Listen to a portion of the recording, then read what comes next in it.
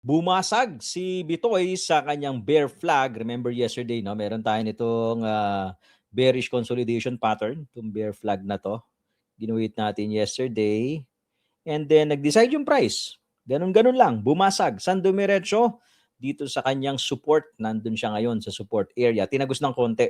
Tinagos ng konti, nag-low tayo ng 87,762. Pero right now, the price is sitting at that support area. Yung gawa ni Tipay po yan. Ngayon, are we going to see another flag? Yan yung tanong. Magkakaroon ba tayo ng second flag? You have to understand na yung first flag, meron niyang about 70% chance of breaking down, no? First bear flag. Ngayon, kung gagawa tayo ng second bear flag, there's a 50-50 chance na bumasag sa baba at sa taas. Alright? So ngayon, maaga pa to conclude kung magbe-bear flag nga ito. Alright?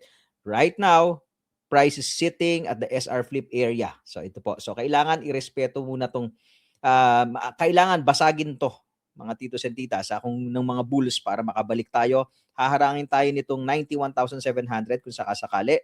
If ma-reject tayo dito sa SR flip area natin, expect nyo na there's a probability, no, na mag-consolidate tayo at gumawa ng another bear